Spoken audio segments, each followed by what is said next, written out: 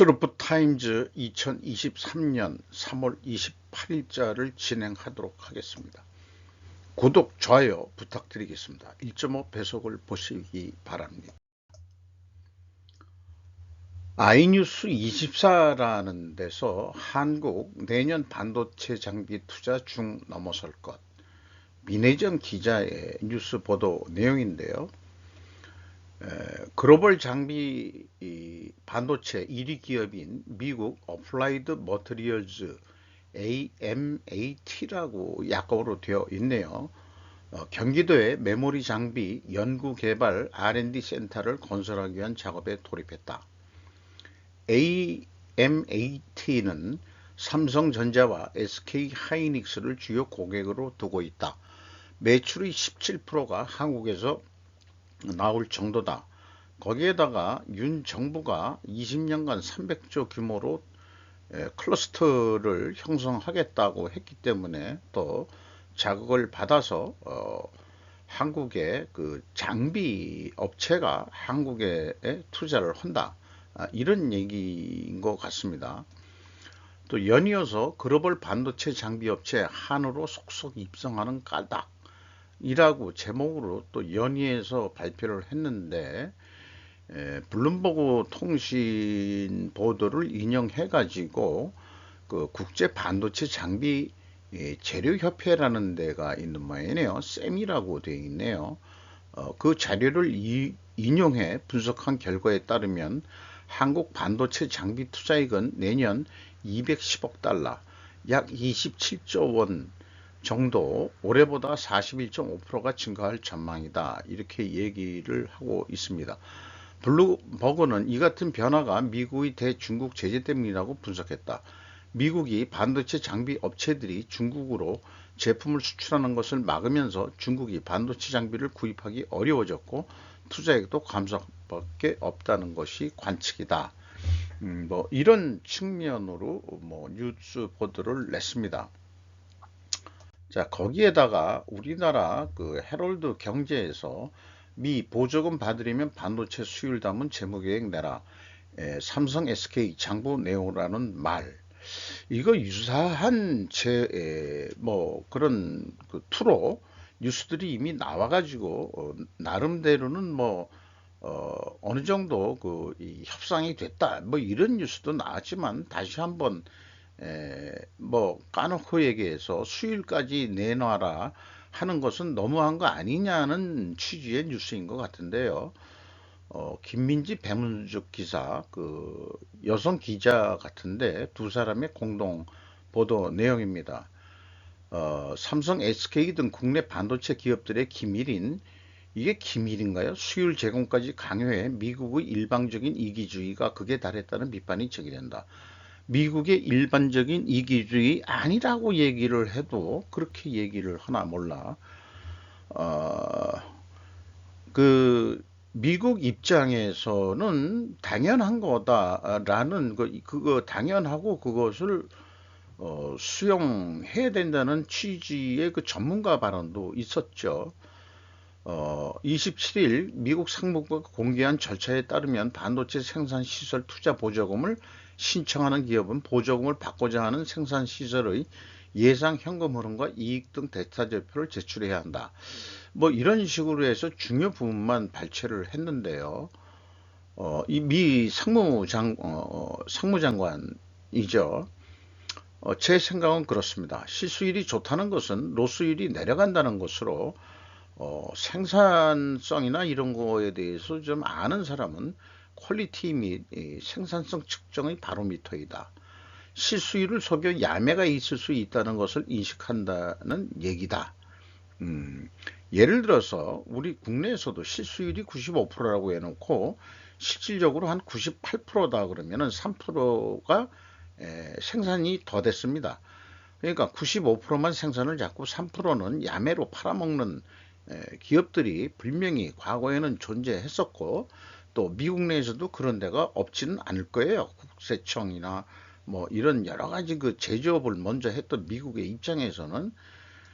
또 하나 얘기는 국내 시중은행 차입을 한다고 생각해 봐라. 이런 것을 요구하지 않을 것 같은가. 은행조차도 이런 거를 요구를 한다. 제가 제 경험상으로는 그렇습니다. 실수율 데이터 좀 주시오. 또 국세청에도 신고를 해야 되는데 국내에서는 되는데 그게 무슨 기업 비밀이냐 이 말이에요. 정부한테 내는데 쓸데없는 애국주의다. 이렇게 생각을 합니다. 미국 입세야 자국 이기주의라고 얘기하는데 자국 국익 우선이겠죠. 그렇게 표현하는 것이 맞습니다. 우리는 우리 국익을 위해서 도저히 미국하고 그것이 안 된다 한다 그러면은 까놓고 해서 못하겠다 해가지고 우리 자체도 클러스터에 300조를 투자한다고 뉴스가 나왔는데 협력할 건 협력하고 그래야 될 거 아니냐. 그러니까 미래를 보고서 뉴스를 좀 취급하는 그런 수준이 글쎄요. 좀 더 접근해가지고 그지? 뉴스 보도라는 게 연구 보도가 돼야 되는 건지 몰라도 있는 팩트만 얘기한 게 아니고 분명히 이 의식이 들어가 있는 사고방식이 들어가 있는 뉴스 제목에다가 또 표현력까지 그런 것 같습니다. 미국의 일방적인 이기주의. 그러면은 그렇게 안 하면은 한국의 일방적인 이기주의로 미국에 투자해도 되냐? 이렇게 우리는 물어봐야 되고 한국의 일방적인 이기주의를 거꾸로 뭘 한다 그런다면은 미국이 또한 그걸 받아들일 거냐 하는 얘기죠. 그러면 그것도 일본한테 적용을 해봐라. 일본도 일본은 무슨 뭐 미국에 투자하는 게 반도체 공장은 없습니다만은 TSMC도 미국에다 공장 짓고 있는데 그러지 않을 거냐 이런 얘기죠. 그럼 대만에서 이와 같은 미국의 일방적인 이기주의 그런 뉴스 보도가 대만에서 나온 적이 있느냐 뭐 이런 것도 비교하면서 보도하는 자세가 필요하지 않겠냐 생각을 해보게 됩니다. 전기차 배터리 시장도 메이드 인 차이나 중 시장 도라고 했어요. 배터리 시장도 메이드 인 차이나 중 KTL이 K배터리 압도한다. 요게 언론 매체 거는 제가 빼먹었는데 무슨 강주희 기자라고 나와 있습니다. 중국 배터리 제조사 시장 점유율 44.4% 육박. 죽을 사자가 4명이네. 안 좋다는 얘기인데 국내 배터리 3사 점유율 22.9%. NG 엔솔 2위. 배터리 업체 판도 당분간 큰 변화 없을 것. 요거는 이 포드가 중국 KATL과 리튬 인산철 배터리 합장 공장 설립 계획에서 발표하고 있는 내용을 보도를 해가지고 배터리 전 세계적인 실적, 판매 실적을 이렇게 냈는데 그래 뭐 KTL이 최우선 순위고 여기에 뭐 매출액 출하량 뭐 해가지고 이게 다 합치면 44.4%라는 얘기네요.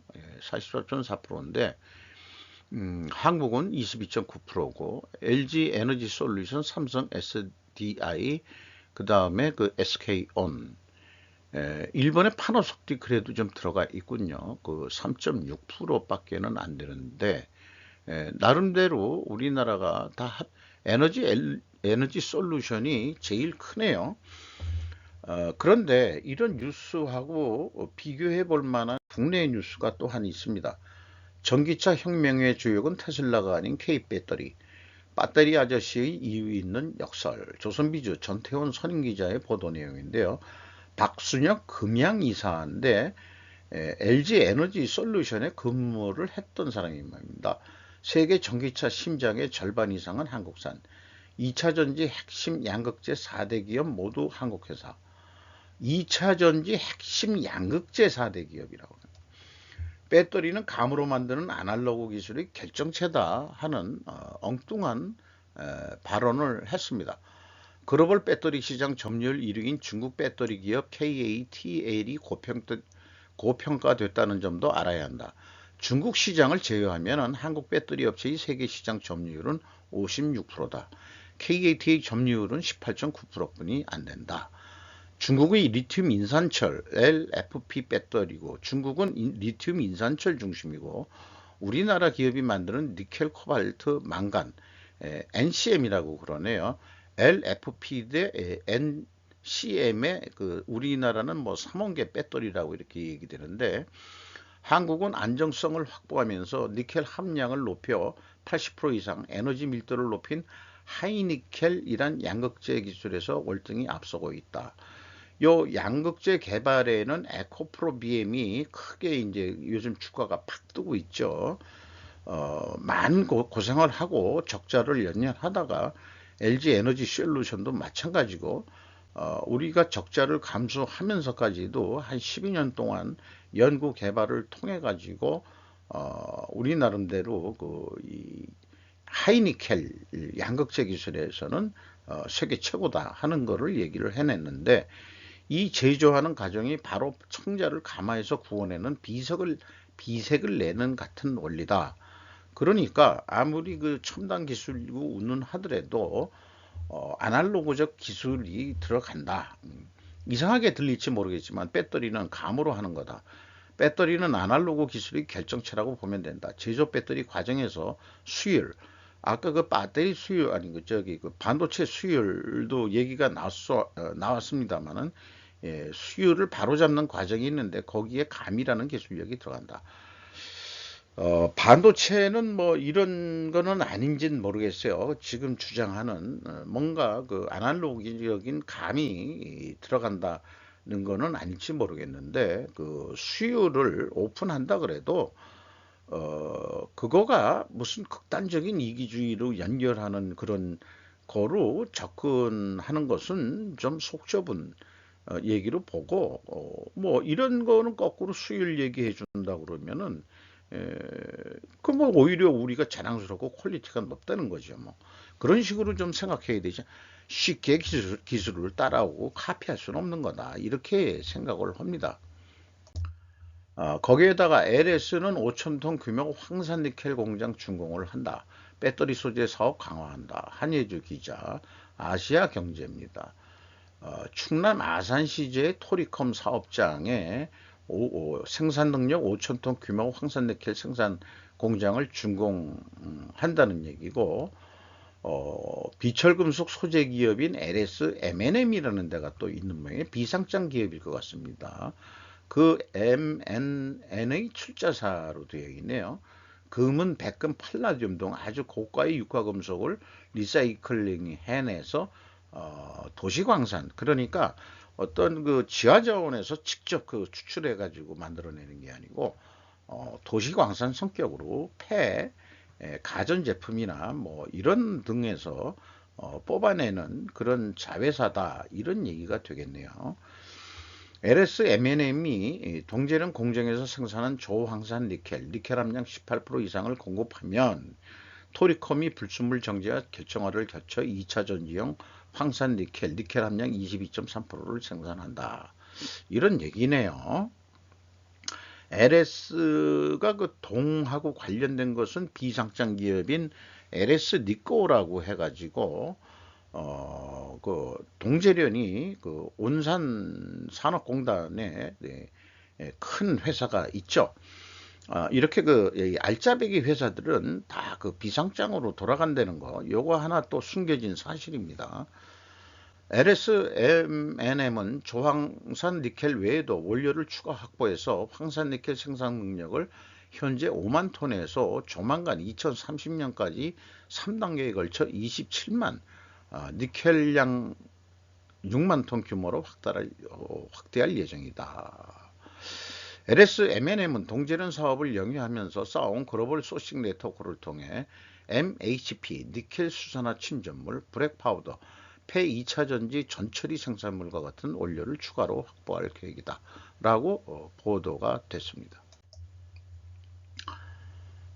계속해서 이 중견 은행들의 그 망함에 대해서 돈줄 마르는 미 유로 글로벌 유동성 공포 커진다. 미 은행발 경기 침체 불안. 이달 중견기업이 연달아 파산한 미국에서 금리 인상과 맞물려 돈줄이 마르고 있다 라는 현재 그 트렌드 보고가 있고요. 이것은 유튜버 이 영화 동영상을 소개하는데 그 출처를 제가 또 그 빼먹었네요. 흑인만 힘든 척하는 작품들의 경쟁을 울린 드라마. 그 주인공들이 어딘가 했더니 나중에 알고 보니까는 팔레스타인 난민으로서 미국에 들어가긴 들어왔는데 그 영주권을 참 얻기가 어려워서 노동 허가서가 안 나와가지고 먹고 살기 힘든 그런 얘기인데, 어떻게 보면은 이 미국에 있는 그 아프리카계 흑인보다 참 살기가 어려운 그런 내용의 그 영화 줄거리를 시리즈로 풀어내는 드라마 같습니다. 난민 수용소란 기약 없는 기다림, 불투명한 내일, 보이지 않는 미래, 이런 그 정신적인 트라우마를 겪은 상태에서 다시 한번 그런 그 삶에 또 이런 이 트라우마가 발생되는 그런 줄거리들이 나옵니다. 그 주인공의 어머니가 그 얘기하는 거에 그 영주권을 얻기 위해서 만약 그 뭐 심사하는 어떤 법원이 있는 모양인데, 그 변호사가 중간에 애들 다 쓰는 거로 돼 있어요. 그 미국은. 그런데 그 어떤 그 거기에 법정에 가서 어떤 이 소개를 하는데 시나리오를 써주는데 그거대로 안 하고 그 주인공 어머니는 하는 말이 이렇습니다. 이스라엘이 우리를 강제로 이주시켰고 걸프전 후엔 이 쿠웨이트도 떠났죠. 이라크는 정문으로 쳐들어오고 쿠웨이트는 옆문으로, 미국은 뒷문을 뚫으며 대미를 장식했죠. 이런 표현이 있습니다. 자, 지금 이스라엘을 두둔하는 측면에서는 팔레스타인이 뭐 어떻게 보면은 뭐 나쁘게 얘기해서 뭐 하는 경우도 있지만은 한 2000년 동안 이스라엘이 그 디아스포라라고 그러죠. 다 그 로마 제국에 항거하다가 완전히 나라가 그 소멸되면서 이스라엘 국민들이 전 세계까지는 아니지만 주로 그 중앙아시아, 유럽, 그다음에 뭐 이런 쪽으로 다들 이게 쫓겨났는데, 이스라엘 자체도 2000년 후에 와서 땅 내놓으려니까 죽을 맛인 거죠. 2000년 동안 자기네 나라인 줄 알고 살았는데, 그래가지고 뭐 지금 팔레스타인 자치구도 있고 뭐 그렇지만은 그 과정에 많은 이 고통들이 있었던 팔레스타인 입장에서의 영화인 것 같습니다. 우리 팔레스타인 사람들은 그래도 살아갈 수 있어 하면서 그 어머니는 두둔을 합니다. 그리고 그런 속에서는 언제나 그렇지만은 이 결말은 가족들을 잘 챙기고 항상 가족을 사랑해야 된다. 그런 어떤 결말은 가족 중심으로 끝나는 것 같습니다.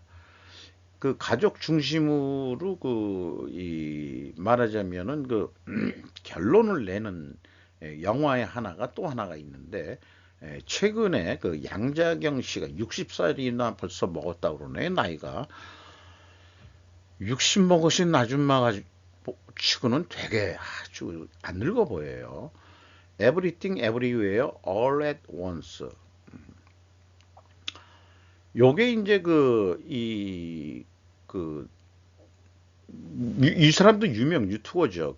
이 탐구 생활이라고 유명한 또 유튜버 모양인데, 이게 엔소라고 발음을 하는 말인데, 일본 말로 하나의 이런 거, 우리나라에도 이런 거 원불교도 있고 그러는데, 비유를 어쨌든 불교 철학에서 메타버스까지 물음표를 했지만은 최근에 여러 가지 이 뭐라 그러죠? 그러니까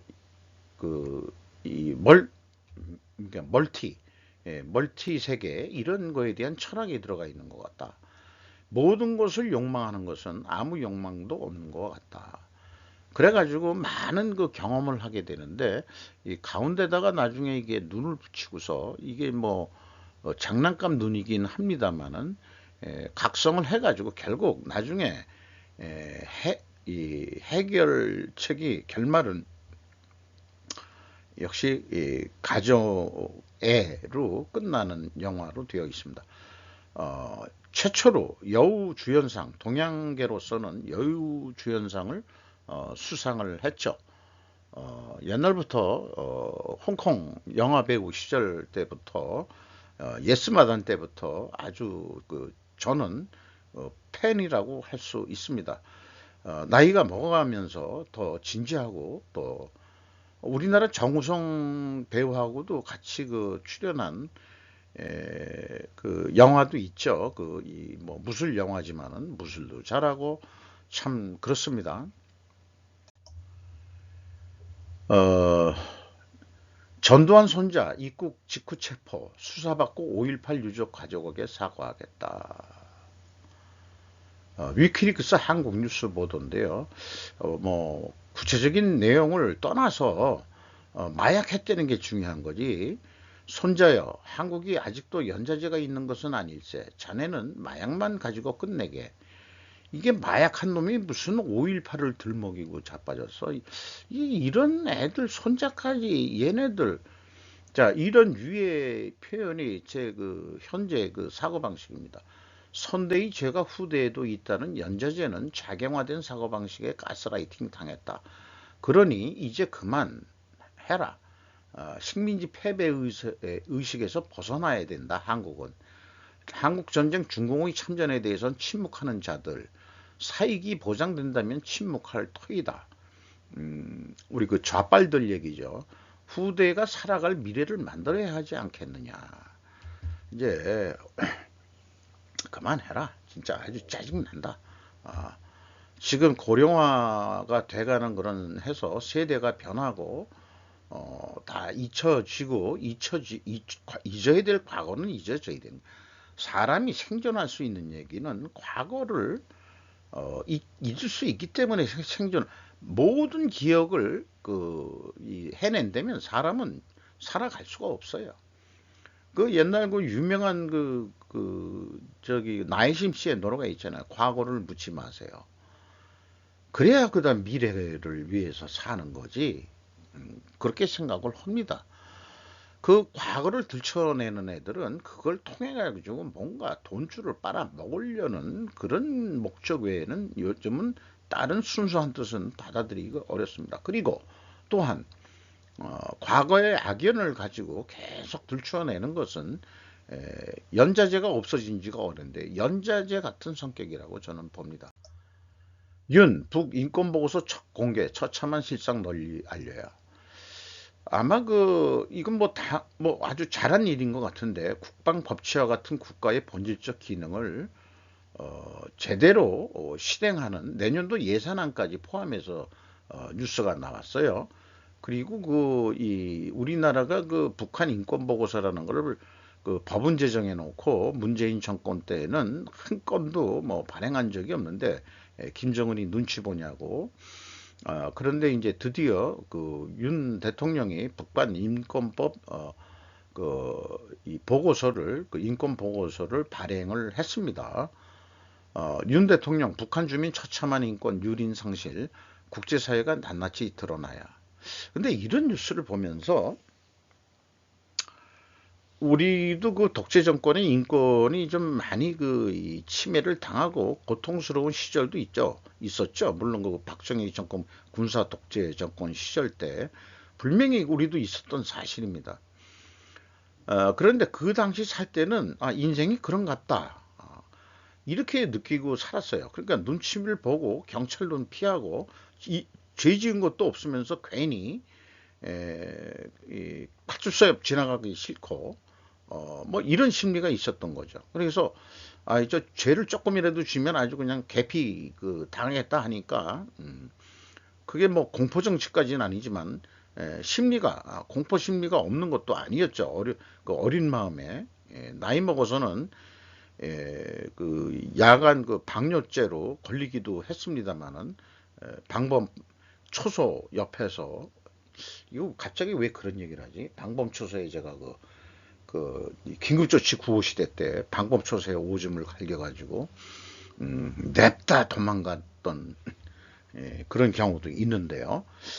갑자기 왜 그런 얘기를 했지? 쪽팔리게. 어쨌든 근데 북한 주민들은 지금 살고 있는 게 그게 그 당연한 값다라고 느끼고 사는 사람들도 없지는 않을 겁니다. 아마 이게 뭐 이 사회가 살아가는 게 이렇게 이런 거지 뭐. 그러니까 어떻게 해서든지 내가 공산당에 들어가야 돼. 이런 생각만 하고 살지도 모르죠. 부산항의 위용 드러낸 미 핵항모 니미츠호 대북 경고 메시지. 요 밑에 내용 뭐 그 사진 설명을 따온 거고요. 이게 과연 28일 날 부산항에 입항한 실제 그 모습을 촬영한 건지 옛날 건지 그거는 잘 모르겠어요. 그 예인선이 네 대가 붙어가지고 부두에 접안을 시키는 그 과정입니다. 요렇게 조그만 예인선 가지고도 이 큰 배를 조금씩 통통통통통 해가지고 부두에 그 붙이는 모습은 저도 그 부두에 가서 구경을 해봤기 때문에 아주 그 재밌어요. 예인선이라는 게 물에서는 저렇게 이 뭐냐 물의 그 부양력인가 그것 때문에 조그만 힘을 가지고도 이렇게 큰 배를 조금씩 이렇게 밀어 가지고 부두에 접안시키는 또 이제 그 부두에 정박했다가 떠날 때도 예인선이 와가지고 조금씩 끌어가지고 밖으로 내서 깊은 수심까지 내보내는 데까지는 예인선이 꼭 필요합니다. 이렇게 그 대형 그 군함요. 우리나라 부두에 이 접안하려고 그러면은 그렇습니다. 이게 그 움직이면서 요 밑에 물들은 그 이렇게 좀 뭐 조금 무슨 그 이 흑색깔 같은 게 떠오르는데 이건 뭐 설마 기름은 아니겠죠? 그리고 이제 가판 위에서 찍은 것 같은데